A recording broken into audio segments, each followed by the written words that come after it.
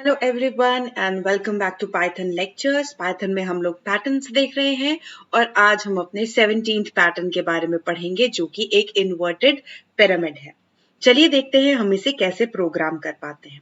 Again मैंने हमेशा की तरीके से अपने पैटर्न को एक ग्रिड में ड्रॉ किया है ताकि हम उसे एनालाइज कर सकें। और अगेन यहाँ पर जो हमारे पास देखने वाली बात है वो ये कि जो भी हमारा यहाँ पे रो नंबर है राइट उसके एग्जैक्ट ऑपोजिट यहाँ पर नंबर ऑफ स्टार्स प्रिंटेड है। जैसे मेरे पास यहाँ पे टोटल नंबर ऑफ रोज हैं 5, that means I have r over here is equal to 5 right. और आप यहाँ पे देखेंगे कि जो पहली वाली रो है उसके अंदर जो स्टार्स प्रिंट हो रहे हैं that is are with a space, हर एक स्टार के बाद एक स्पेस है राइट। लेकिन आप देख सकते हैं कि पहली वाली रो के अंदर 5 स्टार्स यहाँ पर प्रिंटेड है। फिर जैसे ही हमने रो नंबर कम किया हमारे पास टोटल नंबर ऑफ स्टार्स हुए r-1। फिर हमने जैसे ही कम किया उससे फिर एक और वैल्यू कम हो गई राइट। तो एक रो कम होता, एक रो जैसे ही इंक्रीज होता है वैसे ही टोटल नंबर ऑफ स्टार्स एक डिक्रीमेंट हो जाते हैं राइट। तो इट्स 4 5 3 2 एंड अल्टीमेटली लास्ट में 1 right. So one thing it is this thing right. Second thing जो हमारे पैटर्न में वो ये है कि टोटल नंबर ऑफ स्पेसेस पहली रो में 0, फिर 1, फिर 2, फिर 3 एंड देन अल्टीमेटली हमारे पास 4 स्पेसेस जो हैं वो हमारी लास्ट वाली रो में है। तो यहाँ पर अगेन इसको पढ़ने के लिए मैंने वही हमारे दो वेरिएबल्स रखे हैं, k जो कि मेरी स्पेस को ट्रैक करेगा और z जो मेरे स्टार्स को ट्रैक करेगा। यहाँ पर हम चाहें तो अगेन लूप वेरिएबल के थ्रू भी काम कर सकते हैं, उसको हम अपने प्रोग्राम के अंदर देखेंगे।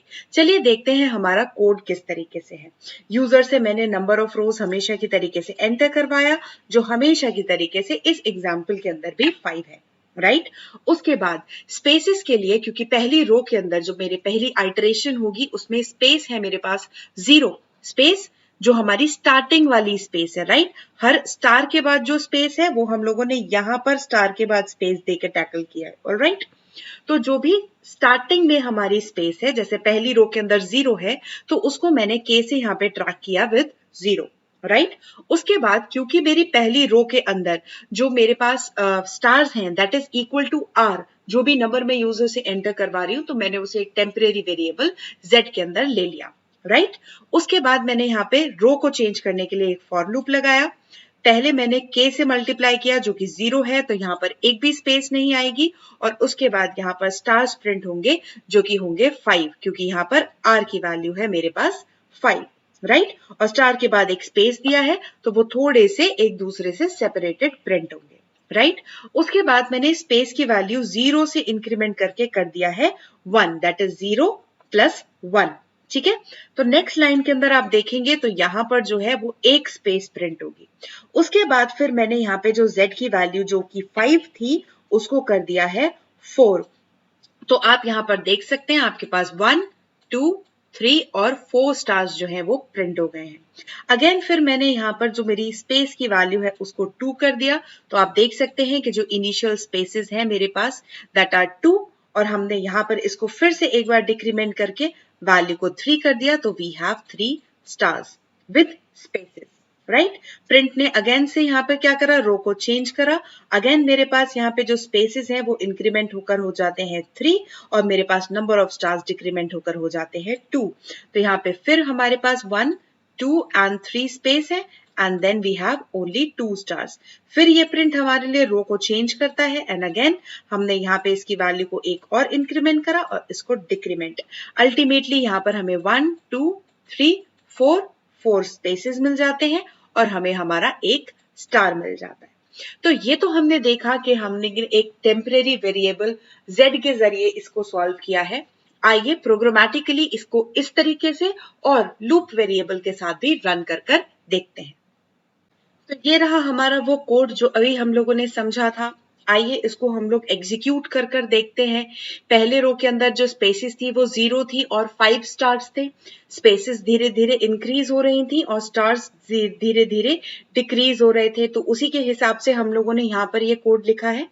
इसको मैं यहाँ पर एग्जीक्यूट करती हूँ तो हम देखते हैं टोटल नंबर ऑफ रोज 5 थे तो यस मेरे पास एक इन्वर्टेड पिरामिड जो है वो यहाँ पर प्रिंट हो गया।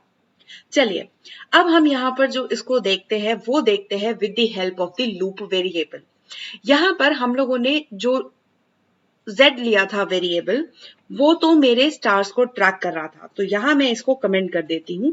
हमें इसकी प्रैक्टिकली जरूरत नहीं है, हम सिर्फ कॉन्सेप्ट को समझने के लिए हम लोगों ने ये काम किया था। अब थोड़ा सा लूप के अंदर चेंज कर देते हैं।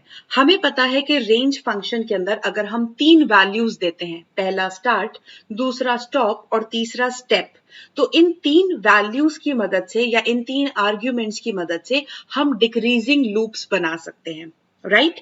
तो रिमेंबर मेरे को पहली रो के अंदर स्टार्स चाहिए थे 5, राइट? अगर मैं इसको थोड़ा सा आपको टिल्ट करके डायग्राम दिखाऊं तो here now this is the diagram. So what we actually want is कि मुझे यहाँ पे 5 स्टार्स चाहिए।